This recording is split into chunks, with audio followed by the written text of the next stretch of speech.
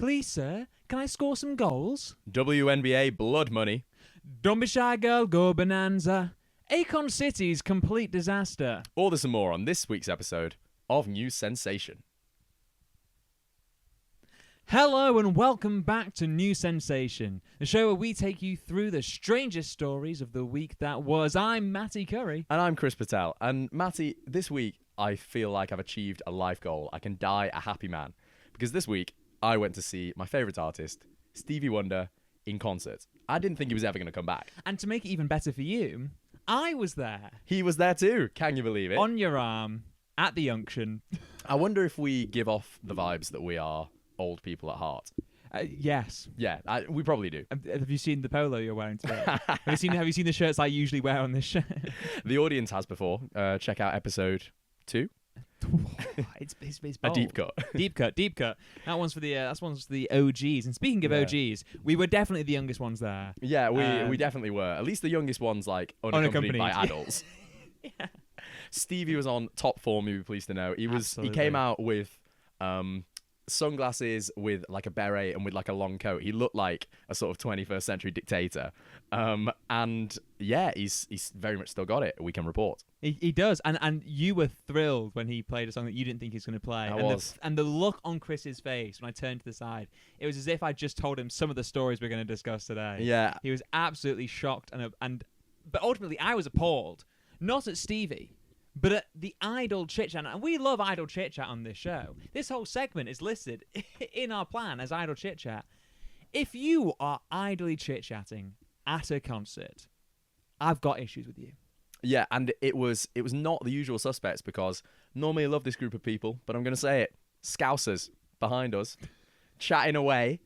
And not typical of Scousers, normally very considerate, I have found. Yeah, normally the nicest people in the building. This time, I'd argue the rudest. Yeah. Not necessarily by the things they were saying, but by the fact that during the songs, rather than, getting into it, and again, shout out, dance around, speak in tongues if you so wish, if you are so moved by the religious experience of seeing Stevie Wonder live.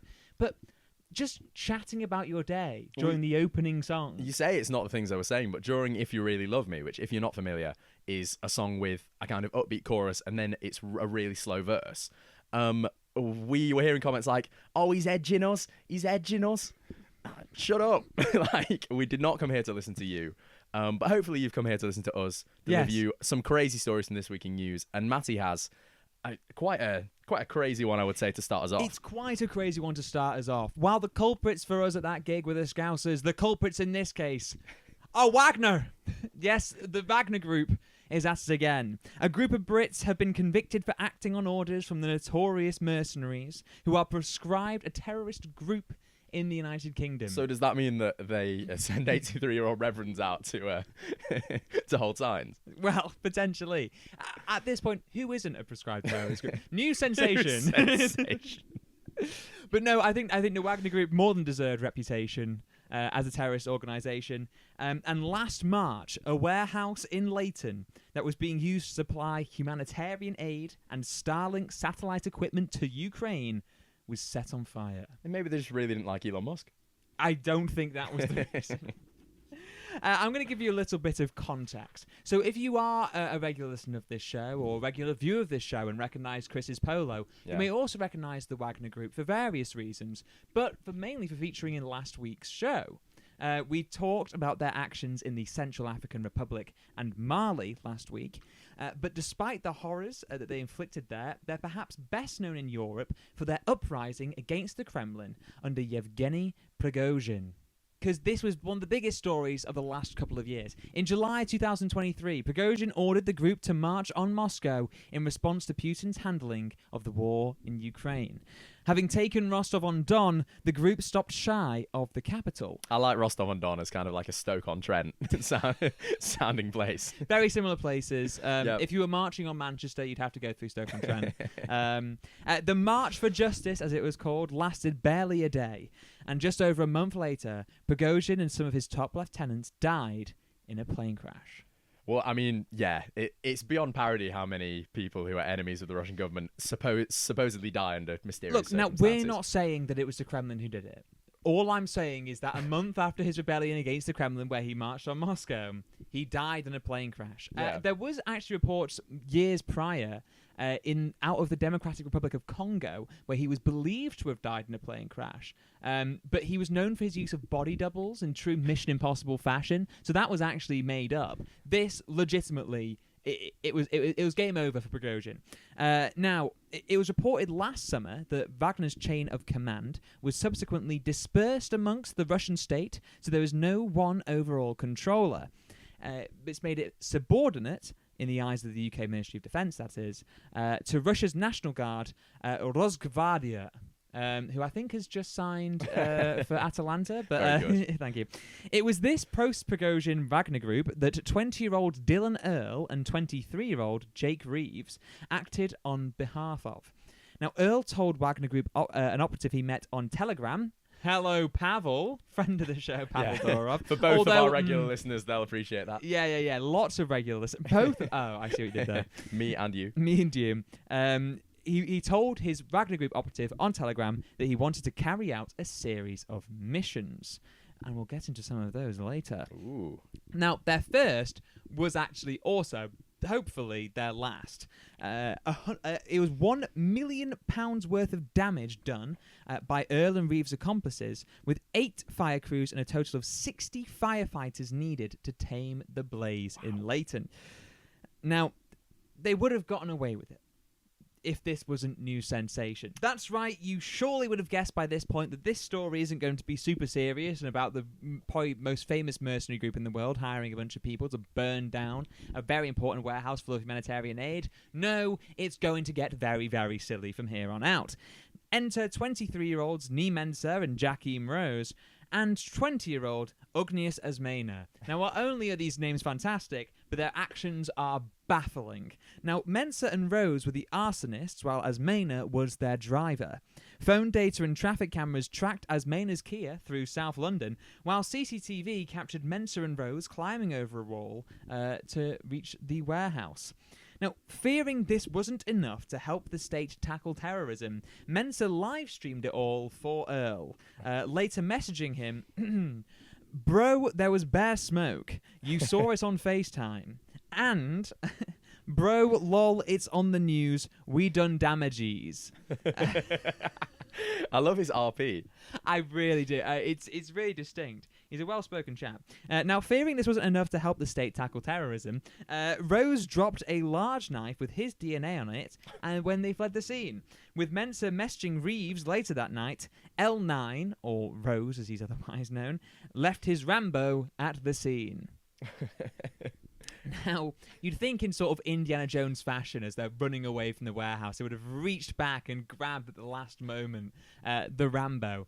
They did not. Left it there. I mean, when I make the perilous trek to the News Sensation studio, I often am patting my pockets to see if I've left my Rambo at home.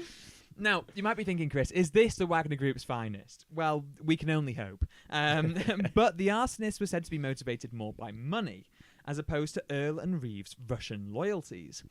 Now, it isn't just Earle and Reeves' choice of allies and accomplices that boggle the mind. The pair had also planned to set fire to a restaurant and a wine bar in Mayfair, and to kidnap Putin critic and political refugee, the extraordinarily wealthy Evgeny Chichvarkin, which I've definitely butchered, much as I've butchered the names in all of this article. Now, Earle's Wagner Group pen pal, Privet Bot, had recommended the FX series, The Americans, as a manual for his covert mission. Is Privet Bot his real name? It sounds like someone from Star Wars. Privet Bot is most likely not his real name. I can imagine his real name is deeply, deeply classified as he does the tours of Telegram, picking up wanton youths to be used for Wagner missions in Leighton. But needless to say, his pen pal will be very disappointed, because even though he pointed him out to what is surely a very accessible guidebook in the very successful FX series, it clearly didn't click with our boy Earle. After being arrested in a B&Q car park, which I think is a very important note to point out, videos of the fire were found on his phone. Reeves was equally covert with his videos when they were found on his phone after being arrested at East Croydon railway station. Now, a raid of Earl's home highlighted his attention to detail when it comes to doing things under the radar. Police recovered a Russian flag, more than £20,000 in cash, and a stash of cocaine hydrochloride valued at £34,000. It's such a Cluedo contents of a bag that. It really is. I mean, this is the reason you don't join Russian mercenary groups, because you go expecting to travel the world, meet interesting people, and kill them, and then you end up being found in a B&Q car park. It's the most unceremonious place to be arrested. It's very unglamorous. But I do feel like Russian espionage in 21st century Britain, it is on the two ends of high glamour and no glamour at all. Salisbury Cathedral. Well, I think Salisbury Cathedral is no glamour. Yeah, some would argue it is, but Salisbury as a place, I don't really think is a particularly glamorous spot. They weren't glamorous lads, the two of them. No, whereas something like Londongrad, where you get to infiltrate the high elites of the richest parts of London, sort of the Mayfair areas that were being targeted for fire attacks by these boys, that feels like the glamour side of things. That's the stuff that the rest is classified will break down and kind of go, oh, it's all very Bond. It's all very Bond. This, less so. I don't remember any B&Q car parks in From Russia with Love, as I've featured on the stack here today. No, yeah, it's more Naked Gun, this. It's a bit more Naked Gun. And all 5 of those mentioned have been convicted and will be sentenced in the autumn. So we'll see what they get. There's a couple of other accomplices who... or people who were involved in the trial who then kind of got off with lighter sentences. There was one person who hadn't mentioned parts of the plot, but was very happy to talk about some others. It was all a very big scheme of mostly very young men in and around our age. Reform County Councillors. Now, there is nothing yet to link the Reform County Councillors to this, but besides age. But if that's being said, that means that New Sensation is one step closer to being a prescribed terrorist organisation. But yeah, we do like to talk about the youth on this show, and I think we can give a very youthful perspective, despite how we carry ourselves in every facet of our lives. But it is really rather interesting to find these this group of lads just really emphasise how much incompetence can topple the most notorious mercenary group in the world and their actions on British soil. And now that they're about to be thrown in prison, they're going to have a lot of free time, wouldn't you say, Matty? Well, I would argue that they not have much free time. They've got a very strict schedule, but go ahead. Okay. They're going to have some alone time, let's say. Alone time, time during which they could try out the latest fad, which is that people are using AI chatbots to guide them through psychedelic trips. Yes, that's right. The website Wired has spoken to a man from Atlanta named Trey. An Atlantean? No. Maybe you become an Atlantean when you're tripping. Yeah, for sure. You grow gills and, you know. But Trey had struggled to stay sober after 15 years of alcoholism until he discovered Altered, which is an AI-powered journaling app and community for exploring, understanding, and harnessing altered states of mind. Right. I mean, I do find it interesting that you have an AI journaling app, because isn't the whole point of journaling that you write down things in the journal? Nope. What's the AI doing here? Well, I'll explain a bit more later, but he will. It's basically like a video journal, or you would put voice notes into it, and then the AI gives you advice. Right. So Trey started using the app as a tripsitter, which, if you don't know what a tripsitter is, it's a term for somebody who soberly watches over someone who's tripping on psychedelics to provide support and to make sure that they don't try and flush themselves down the toilet. So that's what a tripsitter is meant to do, but sometimes a tripsitter with wicked intentions might start shouting, "Nightmare, nightmare, nightmare!" Or that was very, very good. Or showing you screenshots in the movie Insidious. Oh, awful, cruel. The first time he tripped, Trey took 7 times the typical dose of LSD, or acid, as it's sometimes known, and said, "I went from craving compulsions to feeling true freedom and not needing or wanting alcohol." We should say that this is not medical advice. See a doctor. And if you're going to trip on acid, maybe have a trusted adult around and not a robot. Yes, it could be argued that that might be a bit more successful. I mean, I have been offered... Well, I say offered. I have been asked on numerous times by friends who've kind of gone, well, if we were to ever do this, we would pick you. As the sober, most robotic or the most human-like? Some would argue robotic, but others would argue that I'm just the only one who's very sober. So I have been asked. I've never had the opportunity to. I would absolutely love to tripsit. I think you have like a wicked side to you that could come out. Yes. The power might go to your head. The power might go to my head, but it could also be the case that like I think it's people getting onto my level because I think that I think there's levels of transcendentalism that I don't touch in my normal conversations that I'm so desperate to. And this is a man with leaves of grass on his bookshelf. Trey said he's tripped with his chatbot, which is a new sentence that's dropped this year, about 12 times since April. And he said it's almost like your own self that you're communicating with. It's kind of like your best friend. It's kind of crazy. It's kind of like your best friend. Yeah. See, that I can't warm to. There's so much tragic about this. Yes. The fact that he's tripped 12 times since April. Have there even been that many weekends since April? That's quite dangerous, I think. Oh, and he's spending them all tripping alone with his laptop. Yeah. No, you need a responsible adult in the room with you as well. Once a week, speaking to no one with a laptop. No. So Altered was founded by Harvard grad Sam Suchin, who's good friends with RFK Jr.'s son Aiden. He finds his way into every week. He really does. And if you don't remember more of the details about RFK's past, this is the man who started taking heroin so he could read. Which is not recommended. Again, we said it at the time. That is not medical advice, and it's definitely not medical advice that we are saying to do. We're not giving you that. I think RFK would probably be down to do this. Probably be down to trips it with the virtual equivalent of C-3PO and R2-D2 next to him. So in the wider industry, psychedelic therapy is not legal in very many jurisdictions. So we've got, if you're looking for a place to do it, Oregon, Colorado, Alberta in Canada, and of course Australia. Of course. It's all going. You don't actually need to take psychedelic substances to trip in Australia. Like literally have kangaroos walking around. Have like, one conversation with an Aussie, and it's like yeah. you basically. And you'll want to take something. No. And even then, even where it is legal, it's expensive. So at-home ketamine provider MindBloom offer a $1,200 package.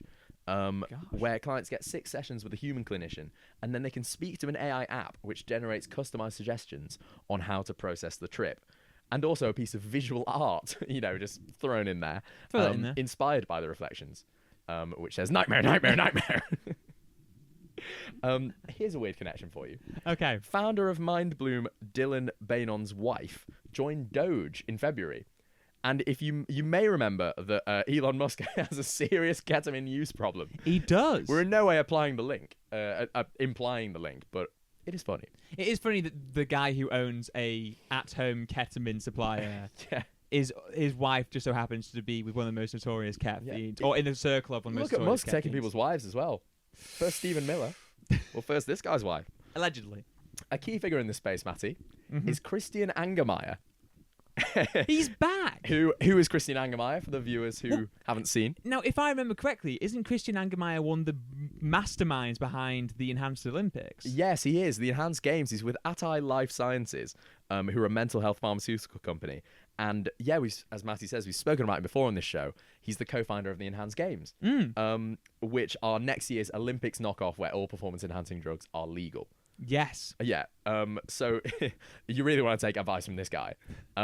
He said AI could be used to assist human psychedelic therapists through motivational check-ins, not to be there during the actual trip. So even Christian Angermeyer is saying that what Trey is doing is inadvisable. Yeah. So yeah, if Christian Angermeyer is telling you not to take the substances or do this, then don't do it. Christian Angermeyer, who's telling top tier athletes to take PEDs to like the fullest extent within, like, in his mind, a healthy boundary. But is there a healthy boundary to these things? He's saying, yeah, do that, then get in a pool. He's telling you not to use the AI chatbot as a trip sitter. Oh my! There have been dozens of reports of ChatGPT.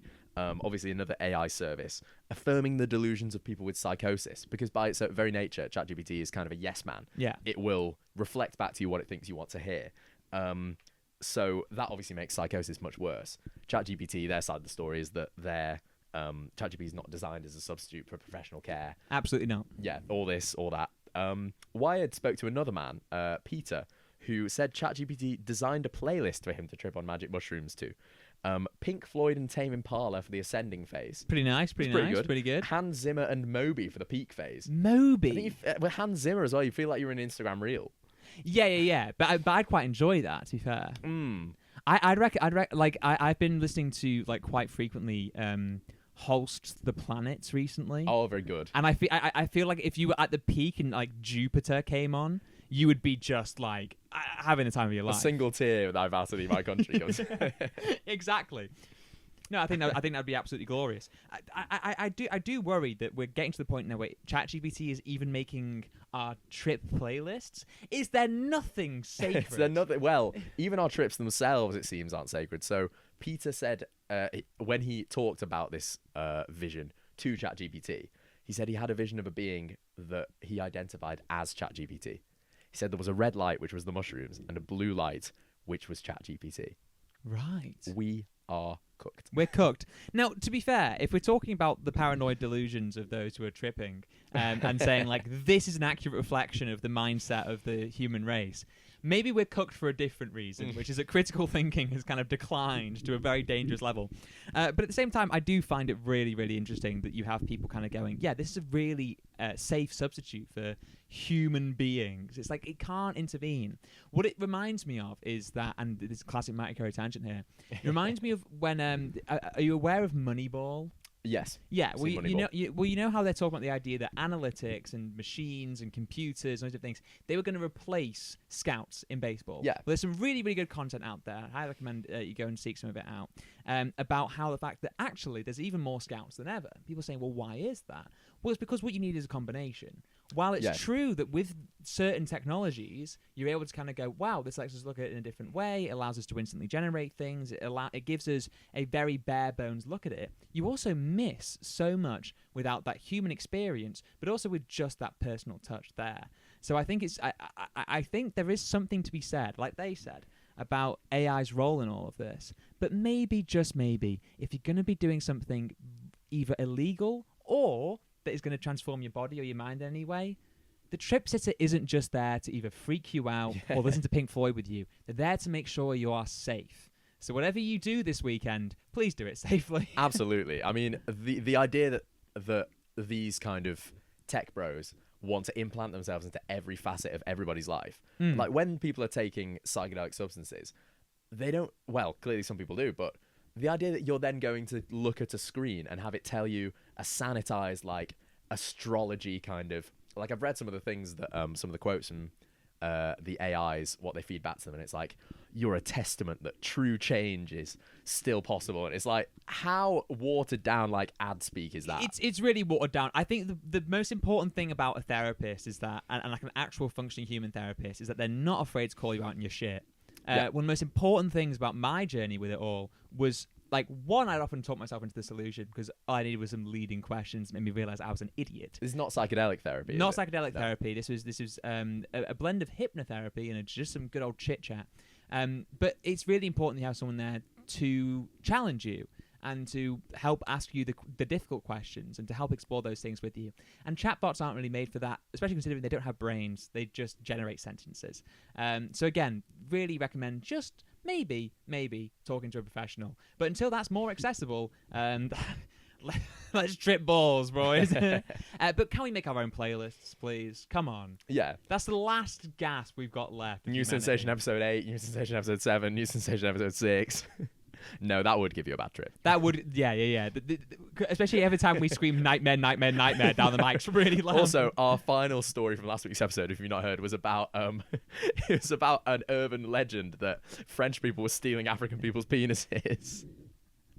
Well, now speaking of the French being in uncomfortable situations, perhaps as retaliation, I know, but perhaps as retaliation or for various different means that have nothing to do with that previous story that we actually said was complete rubbish and no one actually believed it. There's been a big story this week coming out of R.I.P. Here's my French really coming to, like, I mean, you've been practicing your French recently, but I've also got to be starting mine going. I'm off soon. On Auvergne-Rhône-Alpes, yeah, decent. The town of Aurillac, whatever, was attacked by a swarm of bees. Wow. Yes, Frenchies beware. The band of Guerrilla Antofilla left 24 injured, with 3 in critical condition. That's an amazing band name. Guerrilla Antofilla. Guerrilla Antofilla, yeah. I mean, that Classic bedtime reunion? No. So niche. Now, the swarm was stinging for 30 minutes on Sunday morning as firefighters and medics rushed to the rescue and police set up a security perimeter. Pierre Montagnier, the mayor of Aurillac, which again, another great name, said that the 3 victims who had been airlifted to hospital have seen their respective conditions improve over the last few days. So it's okay to laugh about it. No, one of these, now stable 3, was a 78-year-old who had to be resuscitated after a cardiorespiratory arrest. I mean, we're talking about how you pronounce the name of the town. That is an Aurillac. Like, getting stung by bees and... Cardiorespiratory respiratory arrest. Yeah, that's pretty tough. Well, this is the thing, is that bees, for as much as we love them, they can be scary little things. But what has prompted them to do all this? Now, as we know, over the last few years, we've learned a little bit more about bees and their environments and their defensive sort of states of mind. But how can they be pushed to such extremes? As is so often the case, 2 territorial parties are feuding, and everyone else has to put up with the crossfire. Sound familiar? Now, Monsieur Montagnier believes the attack is related to a rooftop beehive installed at a hotel in downtown Aurillac more than a decade ago. Installed as in deliberately put there? As in deliberately put there by a beekeeper. Like, is this like a terrorist beekeeper? Not a terrorist working for the Wagner Group. No, no. He's got like so many firefighters that are just busy with this. Not a terrorist beekeeper, a freedom-fighting beekeeper. Of course.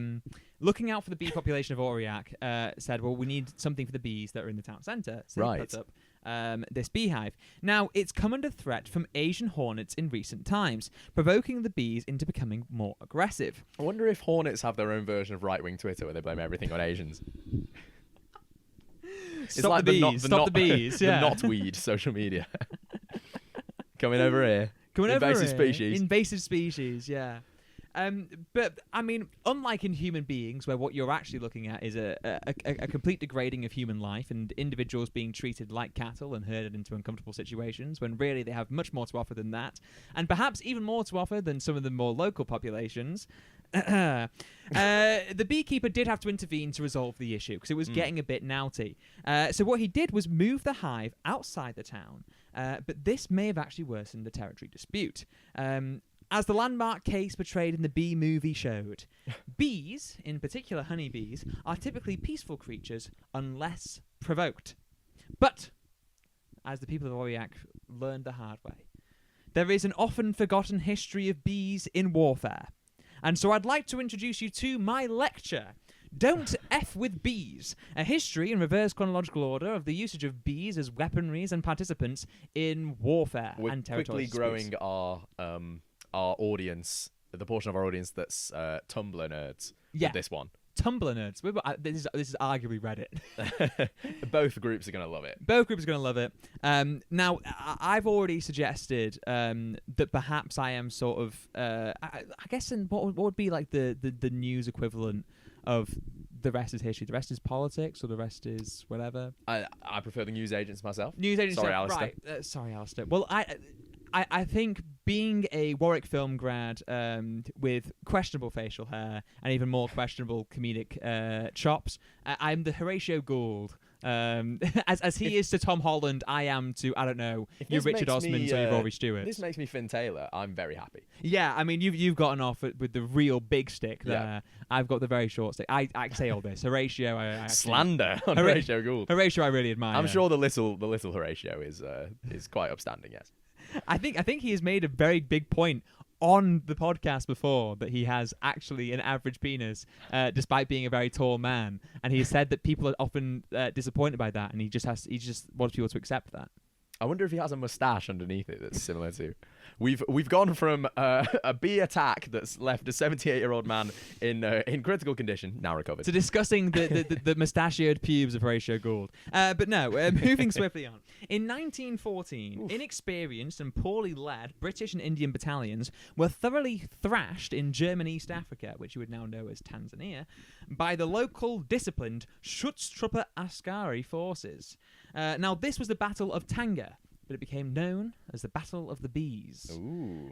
Beehives locals had made from logs hung from the trees surrounding Tanga, and the rifle and machine gun fire disturbed the hives such that both armies felt the sting. The sickly and surrounded British Commonwealth forces couldn't believe their bad luck, as the chaos saw troops fire randomly into the bush, causing even more losses. Really, whenever you fire randomly into the bush, you're dabbling with some dark forces. Now, one Royal Engineer was stung 300 times on the head. On the head is really like all going back to attack the same spot. It's a typical Brit abroad moment. They all were seasick and had food poisoning from the trip over. It was just not going very well, and then one of them got stung 300 times on the head. Another British soldier reportedly said after the defeat, "We don't mind the German fire, but with most of our officers and NCOs down and bees stinging our backsides, things were a bit hard." It's worth noting that a lot of them were from the Northern Lancs, I think. Right. So there's a lot of Northerners out there just like, oh, bloody hell. I meant to be back in Lancashire. Yeah. Up there exploring the beauty of the northwestern parts of the United Kingdom. What a beautiful time it is. Bumble really would be fitting for this. Yeah, Bumble at the Battle of the Bees. Perfect. They're worried about the shrimps going into administration. They've got to worry about the bees now. But over a millennium prior, speaking of the Northwest, in 907 AD, yes, we're really digging into the archives for this one, the Vikings had fallen victim to a more concerted bee attack. No, this was not upset bees furious at the Frenchies for moving around their beehives, nor was it the peeved bees of German East Africa. Instead, this was targeted bees. Yes, the Anglo-Saxons in Chester had fought off Viking sieges thanks to a strategy suggested by Ethelred, Lord of the Mercians, who isn't that Ethelred or that other Ethelred. He's one of the other Ethelreds who you don't know about. One of the ones who was ready. We'll see. Well, he certainly was ready. And Lady Ethelfled, who followed him as well, and became Lady of the Mercians after him. Now, what they did was a strategy called the Feigned Retreat, which saw them retreat behind the city walls, luring in their invaders, only to trap them inside and ambush them. Now, this was enough to stay the sieges, but to beat the Danes, they had an even more devious trick. Do tell. Do tell. Well, they feigned a treaty, inviting the Vikings to swear an oath, during which they knew that the Vikings would lay down their shields and their weapons before hurling rocks and beams at the now unarmed forces. Oh, Beams. It's great gamesmanship. Great gamesmanship. Beams, not the bees yet. Beams, big old planks of wood, straight from the walls of the city of Chester. This is why I don't swear oaths anymore. There's so many snakes around. So many snakes around, yeah. So many bees around, bro. So many bees. Not responding. Those who know. Now, the next wave of attacks came from the Norwegians, and anticipating such tricks, they came up with one of their own. They hid under hurdles. Now, we know hurdles now in the sort of Olympic sense. Enhanced games. We got beams and we got hurdles. We got beams and hurdles. So this is hurdles in the very traditional sense of just those sort of like patchwork sort of fences that are very easy to move around and put up different places. Now, they had those propped up with columns so that they couldn't be crushed. And it made it harder for the Chester forces to drop said rocks and beams on top of them. Now, from underneath the hurdles, they had their own little plan. From this hiding place, they planned to dig under the city walls for an ambush of their own. But the Anglo-Saxons had one more trick up their sleeves. The bees. Yes, they boiled cauldrons of ale and water, which they then poured from the city walls, through the hurdles, and onto the sieging Vikings. They then gathered all the city's beehives and dropped them too. So the scolded Vikings looked up and saw all the beehives of Chester fall from the skies. And now anyone who has ever been in a beer garden would know how effective this method turned out to be. Well, last time I was in a beer garden, I think they served me a concoction of ale and water. And did the bees swarm you? And well, were you scolded? The bees should have swarmed them. I love how cartoony, like, BC, like early AD battle tactics were. It's like, you know how sometimes people raise the point of when can we start joking about like 20th century atrocities? Yes. Like we joke about, say, Jack the Ripper or the Battle of Hastings. When is it too soon? I think it won't ever happen in the same way because it's just not as cartoony. It's not you as just cartoony. Don't see boiling oil and bees anymore. The game's gone. The game is absolutely gone. Well, I think there's something about that sort of guerrilla nature of it all. It's Guerrilla a bit like Antiphylla. Guerrilla Antiphylla, absolutely. I think there's just that sense that we are so drawn to. I mean, actually, to be fair, the closest equivalent you would get is something like the tactics of like the Viet Cong, right? Where it's literally they booby trapped most of the rainforest. and the jungle, and it's like, wow, that's a really interesting thing. But like but besides like hot beer and bees, it was like punji traps that are like actually quite horrifying. It probably proves my point though. Depending on who you ask, the Vietnam War is seen as quite a fit subject for comedy by a lot of people. See, it's really not. A lot of people. A lot of people are saying it's a fit subject for comedy. I would disagree because I've been getting really into the Ken Burns documentary of the Vietnam War, and you just kind of sit there, and each episode you feel the hope drain out of your eyes. That's the thing. Even with a documentary made by Ken Burns about this particular thing, it still would be funny. Yeah. I think what's really, really like great about it as well is the fact that there's such a distance to it, that there's something really funny about like the people of the Anglo-Saxons defending Chester. Like, when was the last time Chester was involved in anything? Very true. Like, it feels so removed from the public conscience, and yet it's like the site of these massive battles with Vikings and sieges and all these different things. In short, don't F with bees. That's all I've got to say. Now, when it comes to city planning, Chris, you can plan for a Viking siege, you can have all the beehives around the place, you can drop the hot ale and water from the tops of the walls. But what happens when that city doesn't even get built? Well, we're talking about bees, master builders. Certainly, master builders were not involved in Akon City, because you'll be saddened to know that we're talking about the sister behind such hits as Mr. Lonely, and he's abandoned plans to build a $6 billion crypto-funded city in Senegal in favor of something more realistic. Right. What would be more realistic? Yeah, shoot for the moon, you land among the stars. The city was envisioned by Akon as a high-tech, eco-friendly back home for African Americans and other black diaspora around the world, with its own cryptocurrency called Acoin. So this is sort of a crypto-Zionism from Akon here. This is what I thought when I was researching. And then I thought, that's a rabbit hole. That is a rabbit hole. So we're going to leave it there. We're going to leave it there. Thanks for listening, no. So Kyrie Irving can tweet about that all he wants for the rest of the evening. We're going to just move on. Yes. More basketball stuff later. And Akon has a history of philanthropy.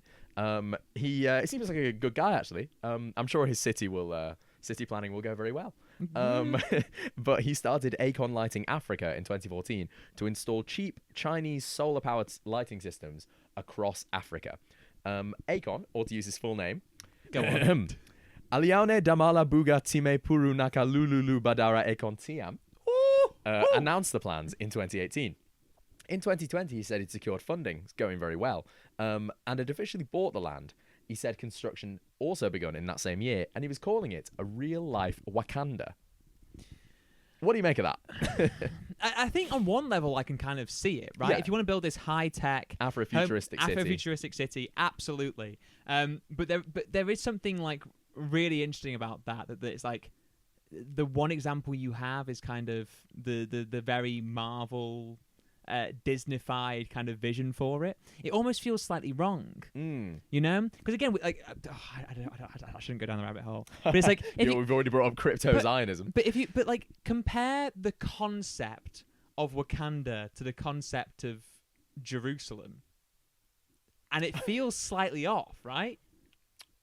Slightly off in, as in like the idea of Jerusalem in whatever form it takes as like the homeland. Yeah. And there's like the place of promise and peace, and compare that in sort of like a community's mind to Wakanda, which is like this kind of artifice out of Marvel Comics. Yeah.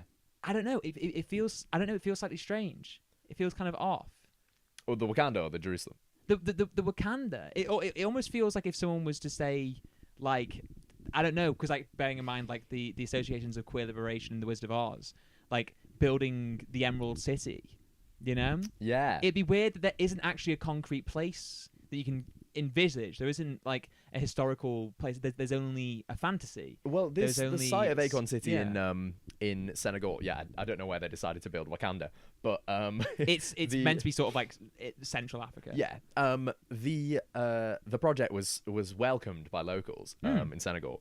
But unfortunately, a lot of us beavered away during the pandemic, but it seems like Akon didn't. Because in 2021, his former business partner, music executive Devine Stephens, great name. Great name. There's so many great names this episode. Really are.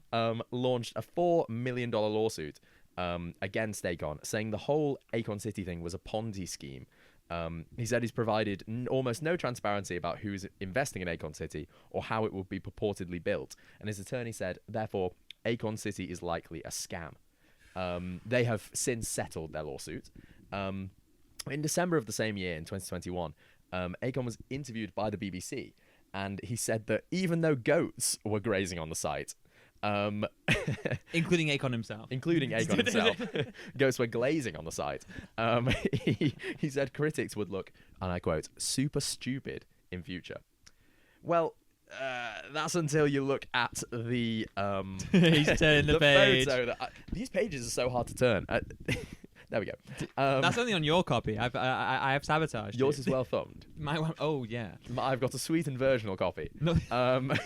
But this is all. We'll link this photo in the show notes. This is all that they have. It's a singular building. For those wondering, there was an old woman who lived in a shoe, our city, and it was intended to have. We'll just turn the page back over. It was intended to have a hospital, a shopping mall, a school, a police station, a waste centre, and a solar plant.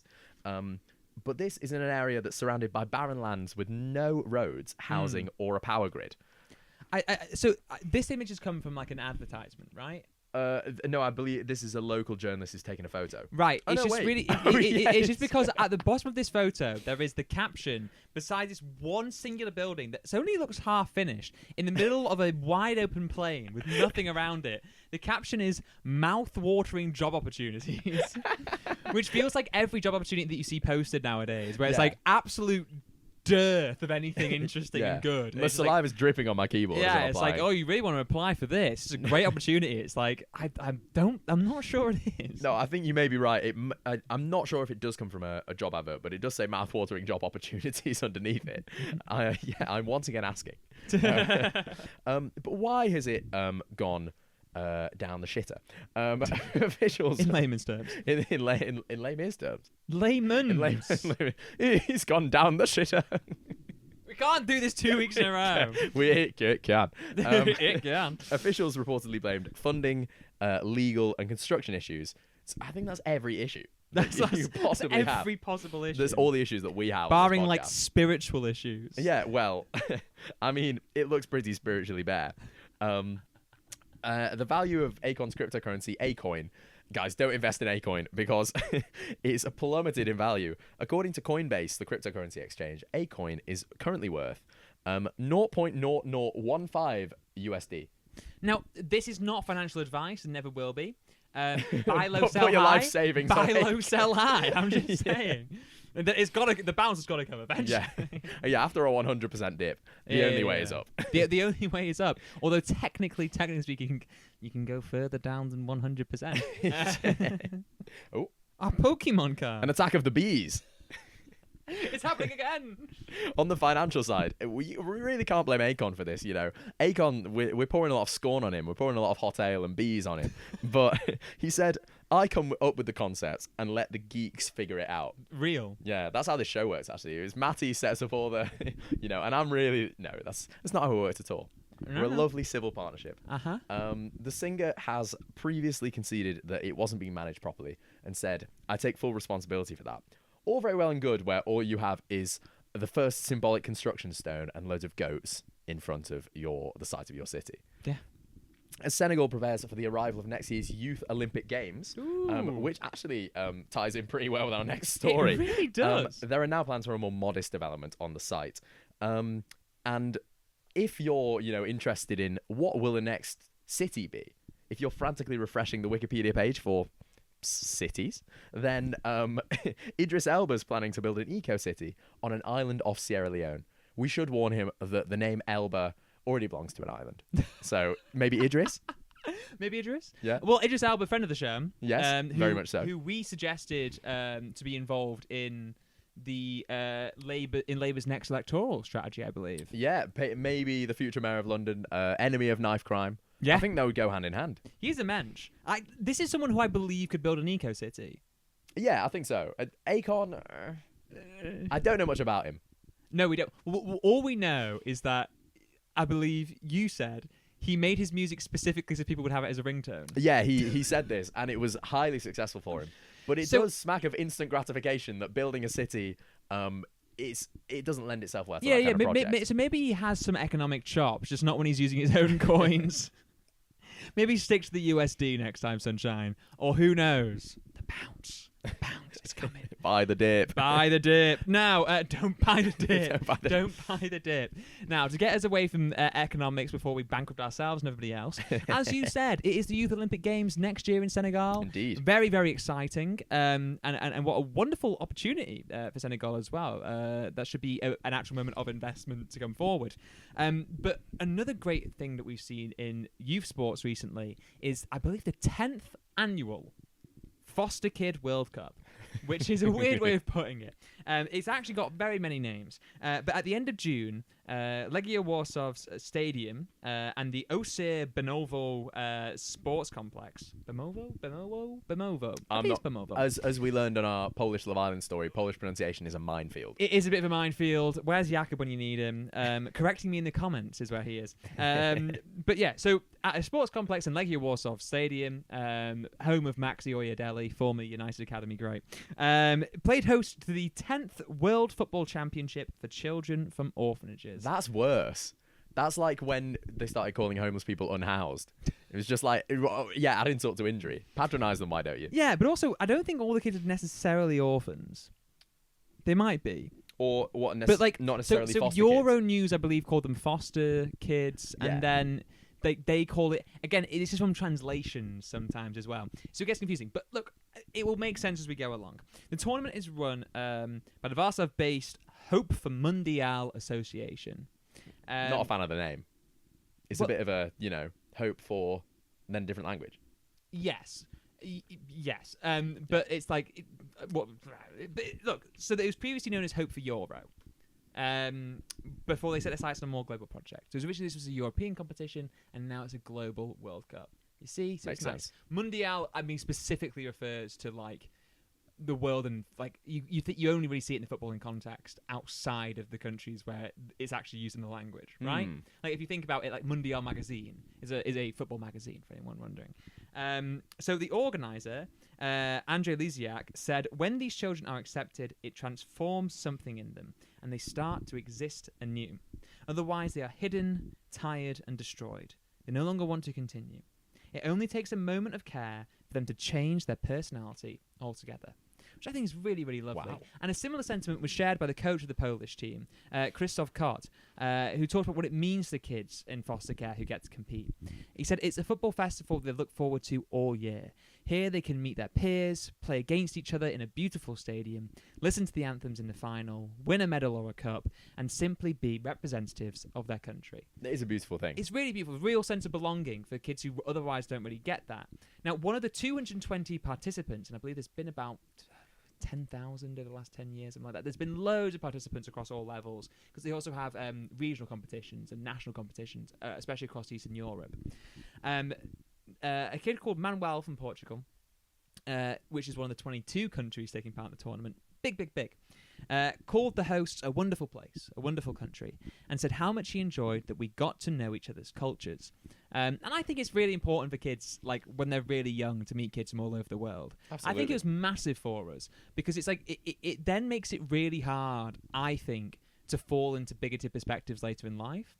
Because when you already embrace somebody on the pure childhood virtues of it's like, well, we're friends, we're playing football together, we're doing all these different things, it lends itself to you kind of going, well, how could I possibly have this perspective that's so negative about all these people when my friend is right there? I mean, something that just reminds me of, slight tangent, but it reminds me of one of my favourite people, who's Daryl Davis, who is, he was a military brat, so he was all around the country, right, in school with people from loads of different countries across the world, and he is famous for befriending KKK members and eventually getting them to hang up their robes. Yeah. No, he's a remarkable man, So, in further feel-good moments, this is the cherry on top. It was actually the Ukraine who emerged as world champions. having beaten Slovakia in a penalty shootout in the final. There's something really just glorious about Ukrainian foster kids winning a World Cup. Like that's just so feel good. And also, if Slovakia had won, yeah, you're thinking like, mate, those kids are getting death threats. Congratulations, mate. He's 30.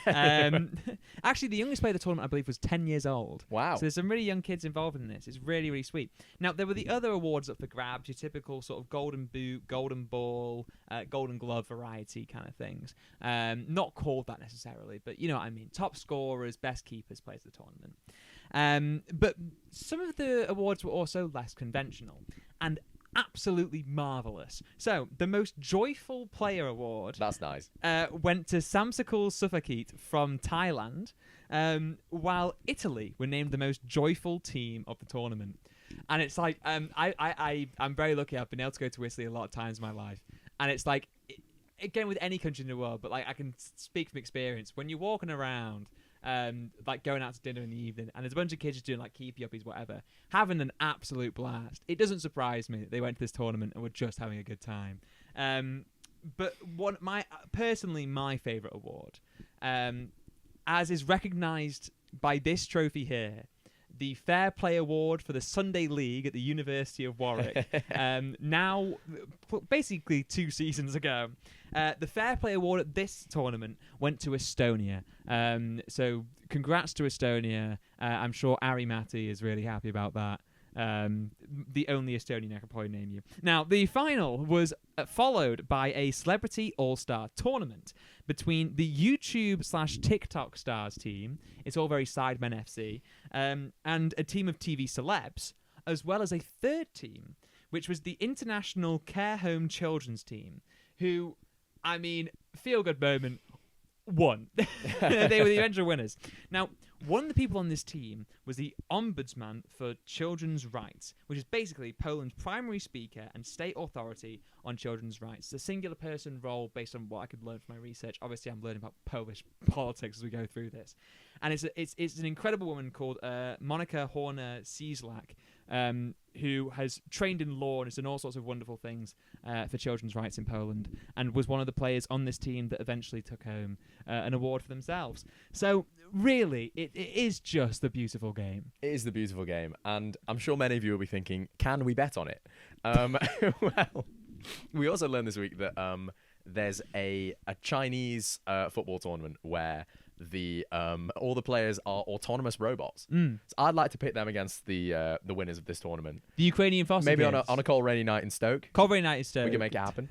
I think it would be wonderful for exposure for the tournament. I think it really would be. I don't think the robots stand a chance though. I'll tell you what else is wonderful or awful, depending on your perspective, for the exposure of a different sport. People are betting on women's basketball players based on when they get their period. So there's a recent trend of WNBA fans, that's the Women's National Basketball Association, saying they've found out, in quote marks, when the athletes are on their periods and are then betting on them to perform badly during that time. So there's a wave of Instagram accounts. Right. All men. Obviously. Oh, you don't say. Yeah, it's not women who are doing period betting, who are touting this method. So some are saying they're checking injury reports for soreness and then betting on the players to perform badly every 4 weeks based on that. And conversely, when they stop menstruating, betting on them to perform better, doing what's called an over-under. Yeah. I'm not a betting man. An over-under of the points tallies that they probably got, like points per game and things like that. Yes. One account called Whiz of Sports explains the method. I've been diving deeper into women's biology. Hilarious. He's not diving deep into anything. Let the record show. His research methods are explained by this next bit. And according to ChatGPT, you couldn't dive shallower into women's biology than ChatGPT. You're not talking to a woman. You're not talking to even a man. You're talking to a robot. Don't let them be your tripsitter, and don't let them be your advisor on women's biology. Continue. He said, according to ChatGPT, right after their period, most players hit a hormonal sweet spot. Cycle tracking's been hit or miss, but when we hit Shark Week, we know there's a 6 to 12 day bounce back window to cash in. Despite the fact that Wiz of Sports can't resist calling it blood money and saying things like rags to riches, you might think that this method actually sounds sensible. We have a vague idea of the menstrual cycle. It happens every month, so maybe 1 week, they might perform worse. So, is this a good method? First of all, to answer that, we need a quick rundown of the stages of the menstrual cycle, as Matty will tell you now. Okay. I've taken his script away. Oh my god! So it runs in a 28-day cycle. No, we're not going Okay. we're not going to subject into this. So, a very simplified version. Menstruation, so the actual period itself, lasts 3 to 7 days on average.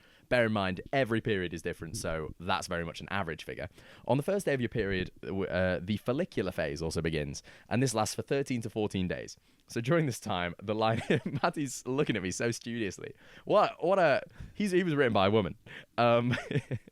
And during the follicular phase, the lining of the uterus thickens and follicles grow on the surface of the ovaries, and follicles contain an immature egg that will then be released, mature and be released during ovulation. Yeah, but how does this affect LeBron's legacy? Well, I'll get onto it, Matty. This usually happens, ovulation, once a month, about 2 weeks before your next period. Following ovulation comes the luteal phase. You don't get this on ESPN, folks. Come on. You really know. This is great. I mean, our gender split is gonna, we're gonna achieve gender equality before anywhere in the rest of the world. Yeah. In this one room. Before the Basketball Associations of America. Yeah. Continue. I've committed to a female running mate for the next podcast. Fair enough. Matty's out. After ovulation, during the luteal phase, the egg travels through the fallopian tubes to your uterus. I spoke to a friend who's doing a medical degree and is also an athlete. She says it doesn't really affect her, but some women don't like to play the week before their period. So it affects everyone differently. But there might actually be a practical rather than a medical backing to the idea that female athletes perform worse when they're menstruating. So Margot Adam, an assistant professor at the University of Alberta, told CBC Sports, athletes talk about how women had to miss part of their warm-up, for example, because they needed an extra break in the washroom. So it might be a problem in that you go into sports with a game plan and then your period happens and it throws you off. Yeah. So the question you've all been wondering as your fingers hover above the mouse, is it a good method? On one hand, maybe. BBC Sports surveyed sportswomen last year, and 2/3 said the performance was affected by the period, or that they've missed training or competition because of it. On the other hand, how reliably you can tell whether athletes on their period is questionable. So many research studies have found that many female athletes experience amenorrhea, which is a condition where you don't have a period, or just the lack of a period. Many use the contraceptive pill to time their period, so it may not happen in the same 4-week cycle that these Instagram accounts are swearing by. So to sum up, don't believe what people in ski masks tell you on Instagram, especially when they're saying they get all their tips from Anti-Flow, who is a red AI-generated female avatar. Right. Okay. This honestly, is more ridiculous than anything. It is more ridiculous than anything. And those are the kind of stories we love on this show. Matty's face will say otherwise, though. Matty has been shocked and appalled by this. All I'd say is that we've also seen female athletes overcome the most ridiculous physical challenges to compete. How many female athletes have we seen play their sports pregnant? Indeed. Yes. And I genuinely think it would take much more than this to slow down someone like Caitlin Clark. I think it would require the Avengers to slow down Caitlin Clark. There's very few things in this world. Something I found out just today, actually, I believe it was in 1931, a 17-year-old American baseball pitcher, female pitcher, one of the first American female pitchers, struck out Babe Ruth and Lou Gehrig. Babe Ruth had a hissy fit about it. Yeah. And shortly after, women's baseball was banned. Wow. And what was Lou Gehrig's take on it? Lou Gehrig was unavailable for comment. We reached out, we really did. We really did reach out. The big Bambino being a big baby. What a shame. Who knew? Who knew? Who saw that one coming? Anyway, if you want to hit us up with any more stories relating to menstrual cycle... No. Or how much Akon you've won from period betting, then you can reach us by email at newssensationpod@gmail.com. That's newsensationpod@gmail.com. Or you can find us on Instagram @newsensation or our TikTok @newsensationpod. Yeah, you'll find some of our reels, which may be some of our finest work. I would agree. Yeah. I would agree. I think Chris is our social media maestro and does an excellent job with those Thank reels. you very much. He posts them over the course of the week. So if you want to relive some of your favourite moments from this episode or any other episode, you'll likely find them on there to harass your friends with and go, aren't these guys so funny, charming, and indeed sexy? I can't tell if it's a mindful process making reels. It's mindful in the sense that having an AI tripsitter is mindful. So probably not very. Probably not very. But in the meantime, trip those sits carefully. Place those period bets with even more caution. And we'll see you next week. I've been Chris Patel. I've been Matty Curry. So long.